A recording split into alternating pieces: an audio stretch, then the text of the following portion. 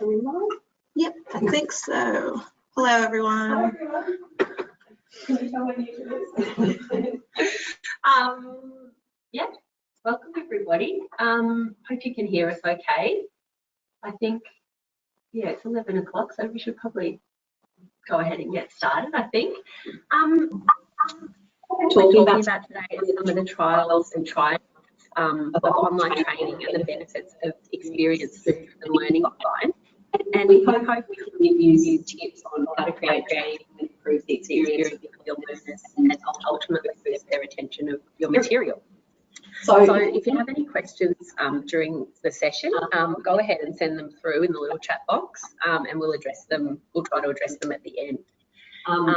Before we go any further, just to let you know, this is kind of targeted this webinar towards L&D professionals or anybody who might be new to creating their own content, or maybe people who have found themselves in an instructional design role in their organisation because they're the person that's tasked with making the e-learning or putting everything online, or even HR representatives if you're thinking about how to select the right content to assign to your learners.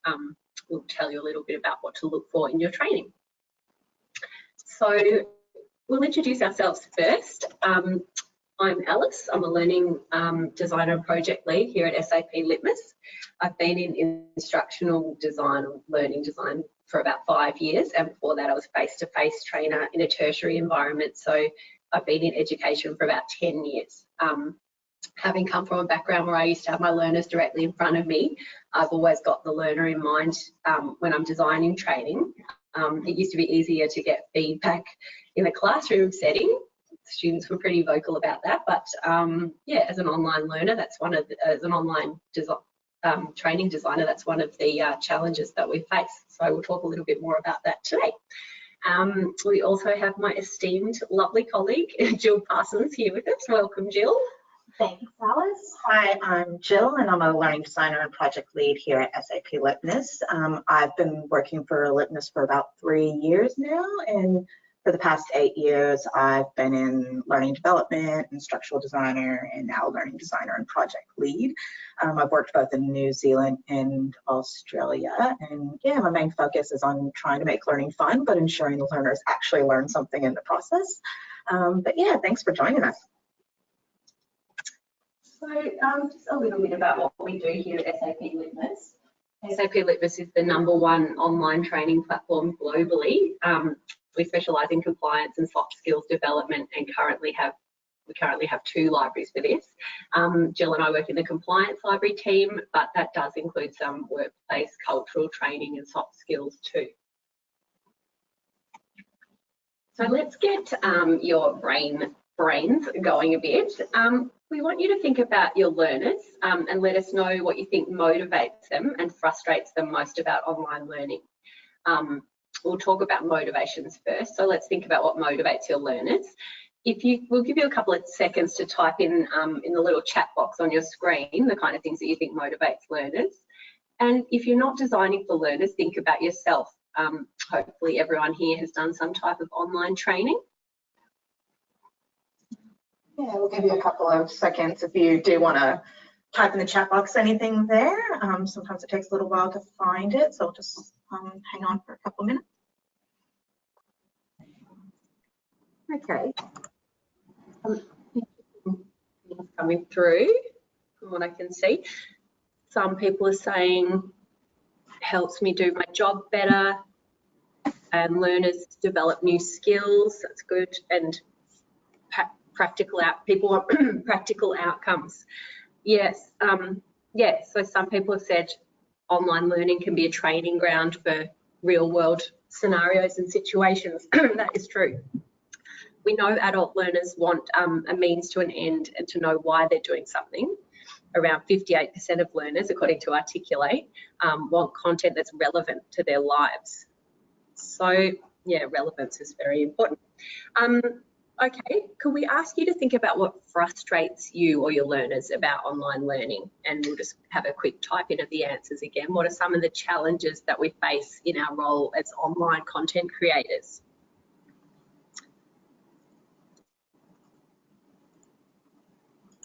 Maybe people have, you know, have heard things from their learners like, you know, online learning can be seen as a waste of time. Learners are too busy to fit it into the day. And I bet some people are saying that it can be boring.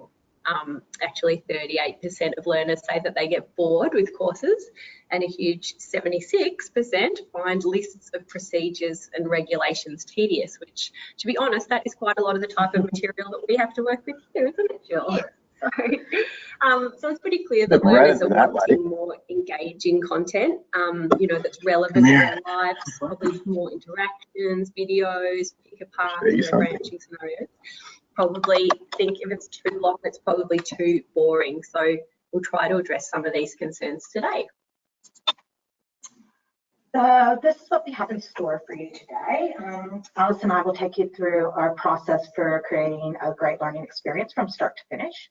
We'll first start by talking about tailoring your learning for your audience, and then we'll talk about how to design the content, keeping in mind things like the topics, the amount of content needed, and assessment types. And then we'll briefly talk about developing the content, so how to make it effective and the importance of testing your product. At the very end, we'll show you a few of our online courses that we've designed, which will hopefully help you see the beginning process and then the final outcome. And then we'll talk about some of the trials and triumphs of those. Just to note that throughout this webinar, we will be talking mostly or saying online training, but all these concepts that we talk about today will kind of work for blended learning and face-to-face training if you're currently working on any of those. So yeah, let's get started. So let's first talk about learning experience design and what that is. Some of you might have heard of user experience design, or UX, which is kind of the process of enhancing user satisfaction by improving the usability of the product, or technically how easy the product is to use. Now, learning experience design is similar, but it focuses more on creating a great learning experience for the audience. It's built around principles and practices that ensure enjoyable learning journey is had. It focuses on both the content and the user experience, and it takes a human-centered approach of understanding your audience and takes into account the realities of the learner, including their environment and their role. So basically, it's kind of asking you to put yourself in the learner's shoes when creating your training and making it more personal and designing on human emotion. So let's start with what every learner designer should be asking themselves first, which is always, who's your audience? Now, there's two things that come to mind when we think about our audience, and that is, are you designing for a small audience, or is it more for a broad global audience? Here at SAP Litmos, there are times when we tailor our courses for Australia only or Pacific audiences, and then other times we are actually writing a course that's going to go global to the US, to the UK. Yeah. So if you are designing for a specific targeted audience, there are a few things that you can ask yourself before you even write the content. So I'll go over some of those questions, but maybe you can ask yourself, what's the role and knowledge background? So you'll need to make the content relevant to the role. You'll also need to think about their demographic. What's the age of your audience? If they're young individuals, you might be able to just make it a little bit more playful in language when writing. If English is their second language, you might need to use plain English or use video or audio. You can also ask yourself or think about, is your audience tech savvy or time pressured? And are they going to be doing these courses on-site or off-site? If they are doing them off-site, you might want to think about designing a course for mobile. And we'll talk a little bit about this later in the webinar. But ultimately, when you have kind of the answers to these kind of questions, you can really start drilling down into the specific content that's needed for them. Now, if you're designing a course for a broad audience, it gets a little bit more challenging. You're going to need to start thinking universal on a bigger scale. Your audience is technically everyone. So you need to be kind of sensitive to different cultures. Try not to use words or phrases or examples that might be relevant for one place but not another. You also need to think about the spelling of words to use. This is something that's recently come up with me when building a course for the US. The US uses different spellings than the UK and Australia.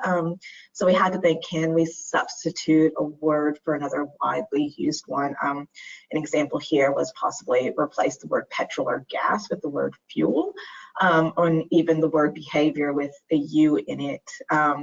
For maybe the word actions. So these are little things that you have to think about that you might not normally think about. But when designing for a broad audience, you also need to think about accessibility. We've done a few webinars on this, so if you are interested about accessibility, I believe the webinar is still on our website, so go take a look at that. But you could be designing for people with disabilities, therefore you might need closed captionings, subtitles, screen reading functionality, and audio.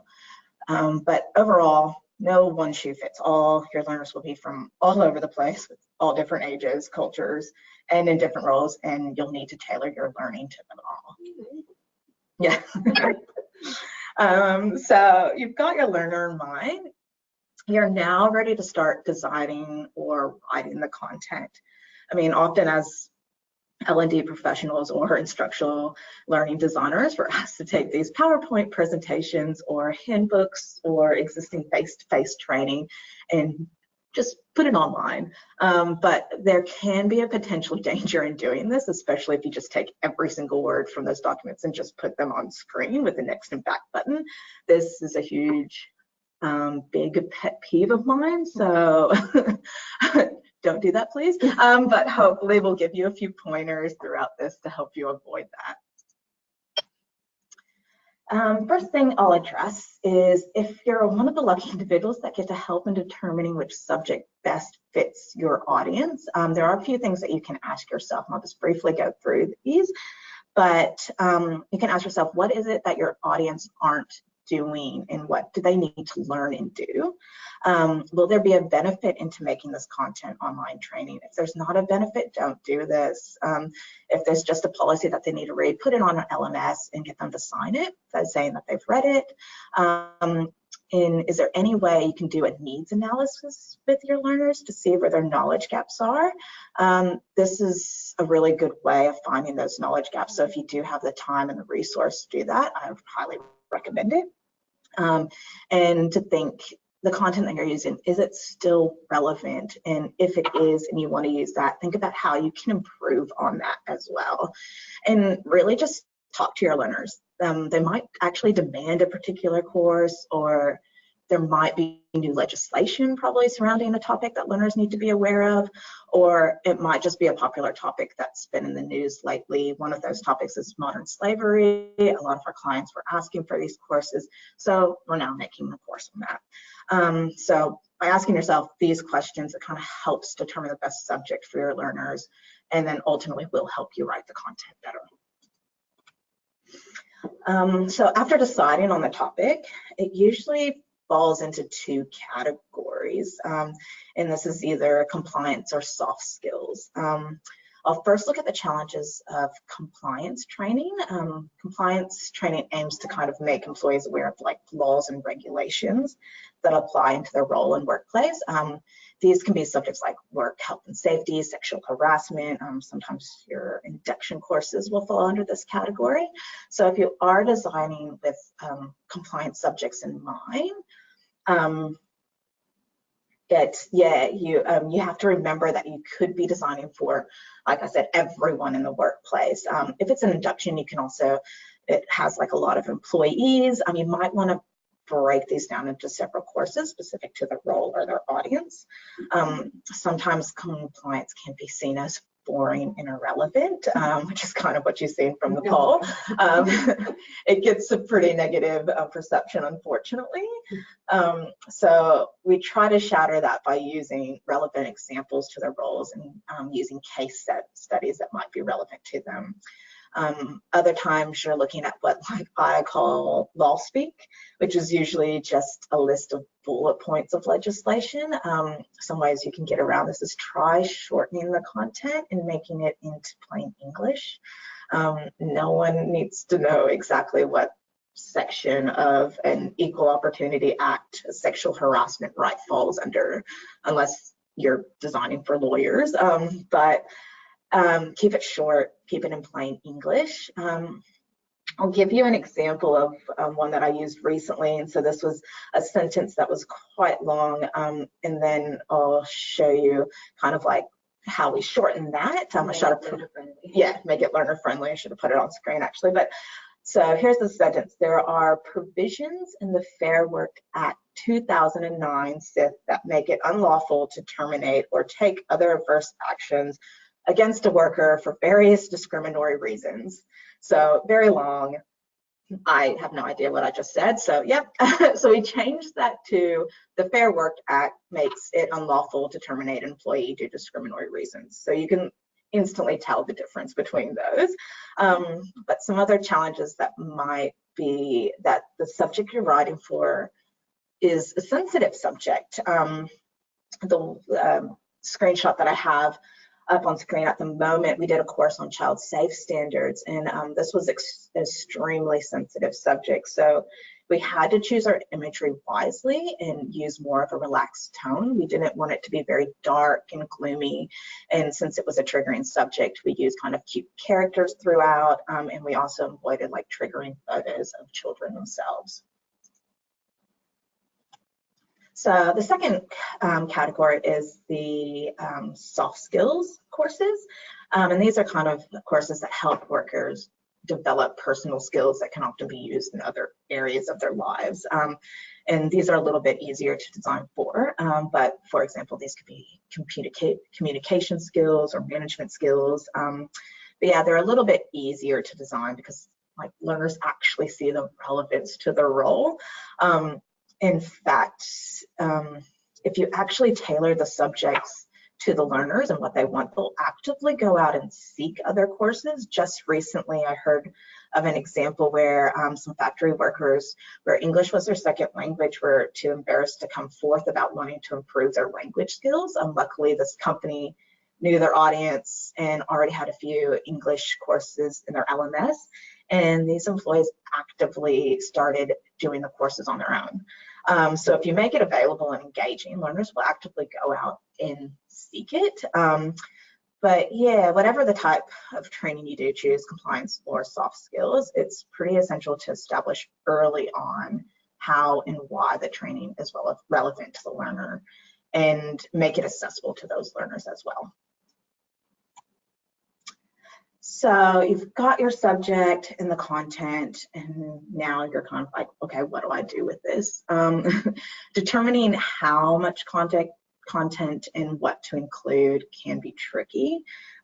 These days, our attention spans are shorter, and we've used to having information easily accessible through Google search. So our online training actually needs to start reflecting this. The approach we take when deciding what content to include might be kind of obvious, is to start with the learning objectives or behavioral outcomes. Once these have been identified, you can kind of narrow down the content. Basically, any content that doesn't directly relate to the learning objective probably isn't necessary to include, so you can get rid of it. However, let's say you do have a whole lot of information, it all meets the learning objectives, and it all has to be included. Yeah, look at you. There are ways to include all this information without bombarding the learner with heaps of content on screen. Chunking is still pretty relevant today, so chunking information into little bite-sized pieces so it's easier for them to read and recall is a really good way, and you can break this up on different screens, or if it's scrollable, break them up in different sections. If you can, you also use clever interactions. Don't just use a drag and drop if your learners aren't physically dragging and dropping something in their role. If you can, use pick-a-paths, videos, even motion graphics if you have those resources. There's heaps of tools out there at the moment. One of those that we used recently was called Twine. And this was used for Pick a Pass. So we just kind of use that, and I think that's free online. But yeah, think about how you might be able to use even visual elements in place of text, like using an infographic or using diagrams to represent information, or even adding a PDF link for information that's not so important, but where some learners might want to know a little bit more. In a recent example that we've done here, you can see how we've done some legislation content and put it into an infographic form, and this was scrollable. We also added a PDF, which you can see kind of in the second paragraph there, with legislation information within Australia. This PDF was probably 4 to 5 pages long. So just imagine what that would have looked like if you included it in a course. You probably would have lost your audiences within like 2 seconds. And yeah, finally, if you have pages and pages of source content, think about breaking the course up maybe into a series of smaller courses. Say instead of having one huge 1-hour course, you have 3 20-minute courses that learners can do over time. And yeah, lastly, most online training includes some kind of assessment to check learners' comprehension. So we use a variety of assessment types here at SAP Litmos, but probably these days we lean more towards kind of the formative assessments, which are learning checks that appear throughout the course with instant feedback, and they show you the wrong and the right answer. Usually these are multiple choice questions that kind of ask learners to reflect on the material that's just been covered. We try to avoid all of the above as an answer or a question where there's multiple answers that you have to click, so 2 or more.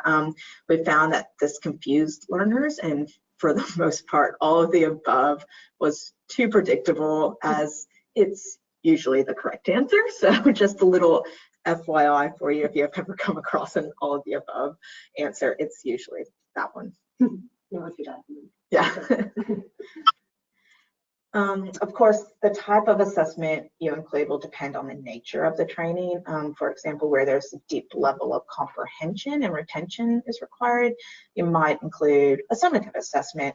This is where a certain benchmark pass rate is set, and if a learner doesn't achieve that pass rate, they are returned to the beginning of the course to review the material. Try not to make the pass rate too hard. 100% pass rate doesn't leave room for much user error, and therefore can really frustrate your learners. We like to keep it at an 80% pass rate if you do decide to use summative assessments. We also use a new thing that we call refresher training. And this is where we use a pre-assessment to determine what learners already know about a topic. So the assessment is at the beginning of the course. This is really good to use with foundation training like bullying. So instead of repeating one course yearly, you could assign this refresher training one of the other years after that. So if a learner gets all the questions right in the pre-assessment, they don't have to relearn the material and can actually pass the course. So they only get the content that they don't know. I can literally go on forever about refresher training or adaptive and pre-assessments, but maybe I'll leave that for another webinar sometime, so watch the space. But anyways, it's important to remember that every employee learns differently and responds differently to various assessment types. And if you aren't quite sure which one to use, a summative or formative assessment, I always like to ask myself, does the learner need to be able to demonstrate a practical skill at the end of the training? And if so, you might need to add a summative assessment or both. Cool. Okay, so I'm sure you're tired of listening to my voice now, so I'll hand it over to the wonderful Alice to talk more about developing the course. Yeah, so let's talk about developing the content or creating a course. So whether you're working as part of a team who creates the e-learning for your organisation, or you're working solo, it's still possible to create great online content. You'll just have different challenges. If you're in a team, things like communication, compromise, and meeting timeframes are probably going to be some of your biggest issues. We tend to find there are a few things that make our projects go smoothly here. We work in teams, and it's you know, it worked quite well for us. We try to get everyone involved in the project right from the start. So even a small project can benefit from some kind of kick-off or planning meeting to get everyone on the same page about content. Like you might include the subject matter expert in the meeting. You can talk about timeframes, design considerations, everything pretty much. Just get it all out there so that everybody knows what's coming. It pays to have a structured review process. So where you're checking each other's work at all the key stages and ironing out issues as you go along. And even between the official project milestones, just keep checking in with each other. Communication really is key. So we're constantly checking in with one another here to avoid dramas right before we're due to deliver something. So we're always bothering our digital designers with lots of questions, and if we can't walk over there, we just interrupt them on Slack. But yeah, it really helps to communicate, be open to suggestions from other team members, and just try to work through the options, everybody's opinions based on what will be best for the user. So it can be easy to lose sight of the big picture sometimes. So just try to keep the user experience and the intended outcomes in mind at all times, really. And learn from your mistakes. Like failure is a hot topic at the moment. You've probably noticed there's lots of podcasts, publications about it. And that's because there's just so much to learn from our failures, I think, if we're brave enough to actually face them. So once you've launched a project, it can be good to do some kind of project and review meeting to look back at not only the product, but the actual process and think about, you know, what went right and what went wrong and how you can improve next time. But some of you are probably thinking, oh yeah, I wish I had a team to work with. It's just me at my organisation. I know a few people that do that, and to that we say, well, woohoo, go you. That's really impressive, because you're just pretty much a one person learning and development department, which is, you know, amazing. So if you are in that position where you're the one writing and building the training, and you're doubting your skills, just remember, you know, providing the best user experience doesn't just mean designing the most flashy course. We know users don't want to be bored, but they definitely don't want a course to be overcomplicated, you know, just for the sake of it either. So unless you know how to get the best out of the technology, just forget about being fancy. Make sure the course functions properly. Like for example, your pop-ups have a close option, you know, navigation unlocks when you want somebody to advance to the next part. Multiple choice questions have the right feedback, you know, all those little things that seem simple, but they're actually really important to the overall user experience. Sorry. Got a little trigger happy. Sorry about that. Continue, Alice. And as a side note, you know, if you do need to develop your skills, attend conferences, do webinars. This is a good start. There's lots of online tutorials, online communities and free trials for products. So, you know, try to get your organisation to see the value in what you're doing and invest in you, either time or money-wise, or preferably both. But until you do learn to master the authoring tool you're using, just design-wise, try to keep it simple. Make sure everything on the page is aligned, there's symmetry, continuity in heading sizes, text sizes, and, you know, images are relevant to the text and not distracting. You know, just because you might get those cheesy stock images in your source content, you know, those little clip art and things that subject matter experts sometimes feel like including, just don't include them unless they're totally relevant and appropriate to the training. Oh, and think copyright too. Okay, can't just whack in a Google image. Yeah. So, you know, bad images and fonts and all that kind of stuff can really make the user doubt the credibility of your training. And just keep it clear and accessible. Think about which colours work best on which backgrounds, which fonts are readable. If you've got audio or video, make sure you include a transcript. If you've got learners who might not understand the terminology, include a glossary. So if a course is overly complicated or it doesn't work properly, and it's got wacky images, people are just going to come away from the training remembering all the wrong things about your course.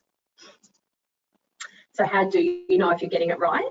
And if people are coming away with that comprehension and sense of achievement, well, you test it. It's better to test your material sooner rather than later to allow yourself time to make improvements. It doesn't have to be formal testing. It can be as simple as asking a colleague to go through a course and, you know, just stepping back and watching them do it. Just from watching over their shoulder, you'll be able to gauge things like whether the navigation is intuitive, anything they might be stumbling over, and then of course ask them about their experience, what was unclear, what was annoying, what worked well.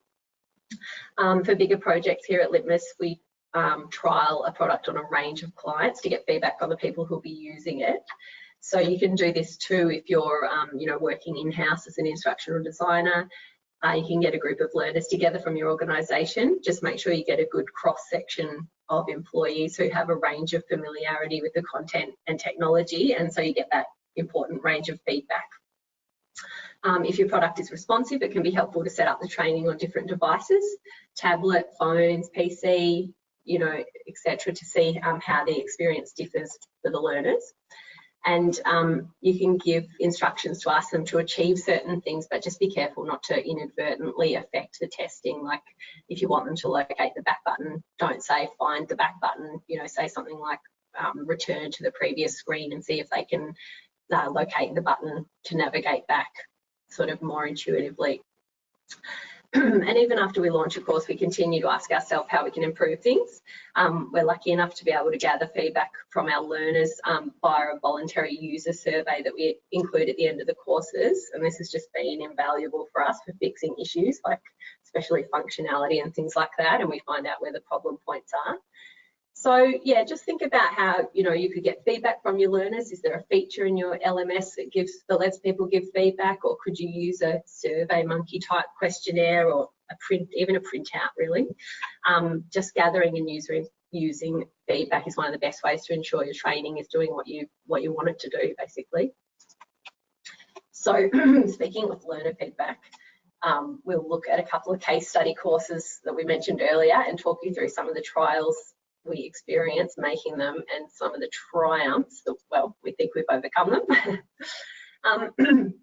The first course is our manual handling course. It's one of our most popular courses and it's always had really very high enrolment numbers. It's used across a number of industries, so there's a huge variety of workers that we know are using this course. The course has had many incarnations. It's been around for a while, and each time we reversion it, we try to improve upon the last one. So the earlier versions of the course were, pretty stock standard, click nexty kind of courses that had quite a bit of text on screen. I think you can see a couple of examples on your screen. They were pretty formal in tone, probably a bit dry because of all the work health and safety speak, and they were written for a rather limited audience in a way. They were kind of targeted towards sort of industrial workers and people who do heavy lifting, those more like that more traditional idea of manual handling. So the message that manual handling was relevant to many people in many industries was actually getting lost. Learners were only able to do it on their desktop because at the time that's the only technology we had, but that was quite limiting to many clients whose workforces weren't sitting at a desk. They were on the factory floor or in the warehouse or whatever. And also the same training was being rolled out year after year, which when you've been in your job or industry for 10 years can be pretty boring and even, patronising, giving no credit to the fact that you probably know the content inside out. So in the last few years and the last versions of the course, these are the kind of things that we've needed to address. We've made some serious changes based on client feedback and in response to the new technologies available. So now we've given the content a good overhaul. We've rewritten it in really simple language to make sure that the basic safety messages are clear to everyone in the workplace. We've made the content relevant to a much wider audience by highlighting the risks that can occur in, non-industrial settings as well. For example, using a keyboard and a mouse, which is relevant to so many people. That's a manual handling hazard too, if you do it incorrectly. We listen to feedback from clients about how it can be hard to get workers off the floor to complete the training, so we made it responsive and able to be done on any device, anytime. And we made it accessible, like we talked about before, for workers with impairments. And recently we made an adaptive version of the course, and those people that do know the content inside out can just answer a few questions in the pre-assessment now and pass the whole course. So people get this highly tailored learning experience based on what they know about manual handling. So just before I wrap up, here's a couple of quick screenshots of the latest versions. There's a couple of versions there. It's been really satisfying to get the feedback from learners about the improvements that we've made. Some actual real learner feedback includes it's much better than previously set out, very happy with the changes. somebody said nice and easy, also provided pictures, was more easy to understand the situations. And my favourite comment, best work health and safety material I've seen, which is thanks for that. Over to you, Jill. Cool. So I'm going to show you one of the courses that we did that included a lot of concept meetings and prototypes. This one's a little snazzier. We wanted to use the use of the adaptive learning to deliver that refresher training again that I spoke about. We wanted it to be fun, positive, and game-like, and we also wanted it to be paired with kind of online or face-to-face foundation training. And we wanted something easy to understand.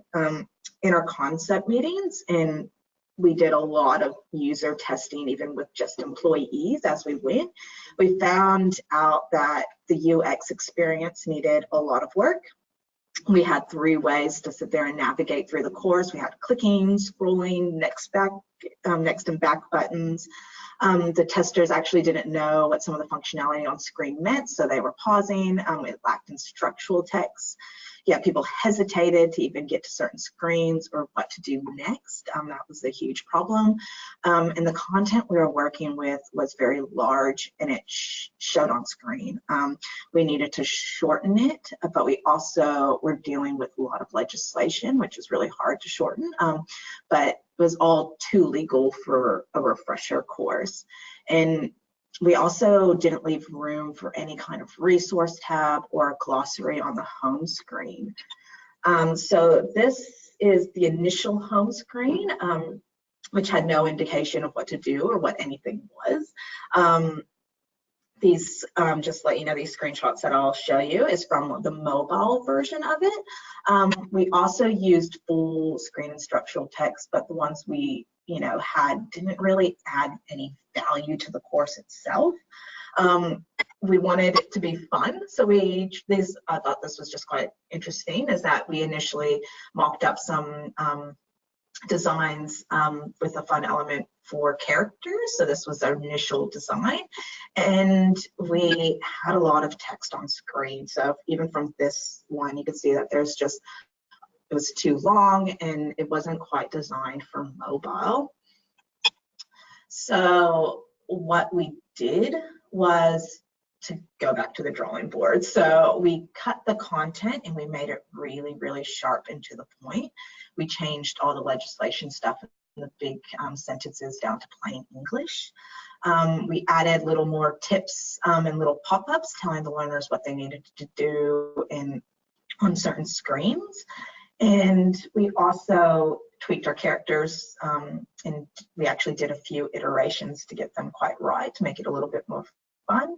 We personalized the course, so we made it compatible for LMSs. So when you start the course, it actually will say something like, "Welcome, Jill," which was really cool, and a new function that we used. And then we added in some blended learning at the very end, which was a card game, which we designed that they could use in workshops or just on a Friday night at drinks with a couple of teammates. And then after we made all of these tweaks, we then rebuilt the course, and then we tested it some more. We were pretty lucky to get a company that was interested in our product to actually test it with their employees. So we sat down with them and we watched users go through the course, sometimes prompting them with those questions that Alice spoke about earlier. And if they did hesitate on those screens, we took note and then we tweaked the course some more. So we did a lot of tweaking of this course through user testing. So here are a few screenshots that we have from our actual course that's currently live. You can see that the home screen now has accessibility stuff to it. It has a contrast button and now has a resource tab as well. This one shows what we did with the tips. So we had little things that came up that told you what the star meant and what the little tabs meant on screen. And you can also have a way of turning off these tips in case you were doing it again, you already knew about it. And then we had some new and improved characters. So this is the walrus, which is my favorite. And you can see that it's much, much more polished. And we broke up the text more. So you can see that now on 2 separate screens, it's actually very limited text. What we did was we actually gave ourselves a word count. So we made sure that there wasn't huge chunks of information on screen. Yeah, overall, we had great feedback come through. Some of the comments that we got from users were the course was surprisingly easy to understand and the cases are very close to our day-to-day experience. So that's that relevance coming through. The course was informative and user-friendly way. And the course is a really fun way to convey the training. I love it. And in fact, probably 79% responded that they found the course easy to use, with 69% responding that they found the course engaging. Cool. So yeah, that kind of brings us to the end of our webinar. So I'll just bring us do a couple of summarize some of the bullet points that we've talked about. Always have the learner in the back of your mind when designing and developing content. Understand who they are, what they want, and where they'll be doing the online training. Think about how the learner interacts with your course. Will the learner know how to scroll? How will they get to the end of the course? There shouldn't be much hesitation when navigating. And trial and test, and then tweak your online learning and take that feedback on board. Be open to the feedback as it will ultimately make the learning experience a lot better for the learner. So yeah, we hope that you got something out of today's webinar. I know it was a lot of information being thrown at you. If you do have any last minute questions, we've seen a couple come through, so we'll just take a look at those now. But yeah, go ahead and send them through. We'll just probably kind of went a little bit over, but we'll probably just spend the last couple of minutes touching base on them. If we don't get to your questions today, I think we'll probably only have time for like 1 or 2. We'll send out some of those answers or try to answer them with the recorded webinar presentation in the coming weeks. So yeah, I'll give you a couple minutes just to go through and see if you have any questions. Otherwise, I'm just looking at some of the questions now. Nikki, you're saying what was the word limit you set, and did that vary for different courses?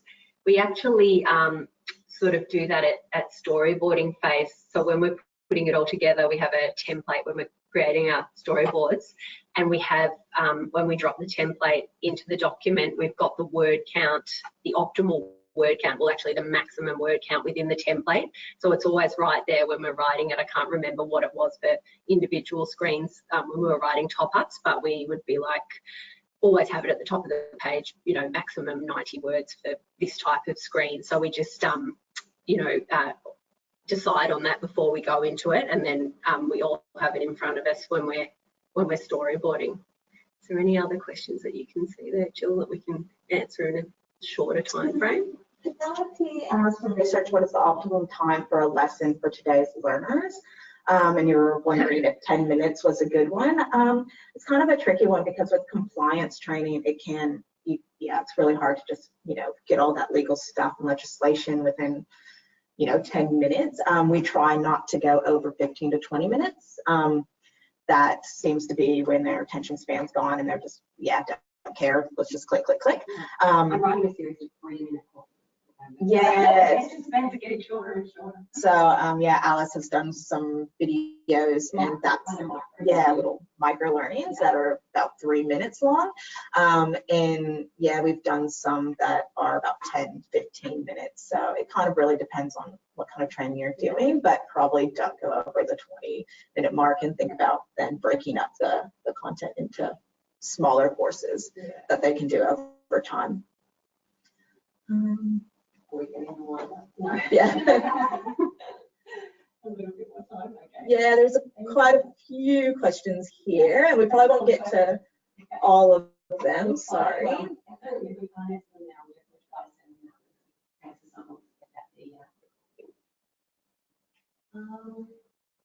What is the difference between a learning designer and an instructional designer? Well, speaking from within our organisation, pretty much the fact that a learning designer has more of an overarching sort of knowledge of the project. A learning designer is responsible for the project end to end pretty much. So we kind of are the ones that respond to the project brief and write the course overview or learning strategy. So we've got to give thought to the whole project, not just the content that we deal with. It tends to be that an instructional designer will just think more about the content and the learning experience. But yeah, we've got that end-to-end responsibility for the project, quite frankly, as learning designers. Probably just have one more time for one more question. But this one comes from Jessica, and she's asked, how do you create content that appeals to a wide demographic?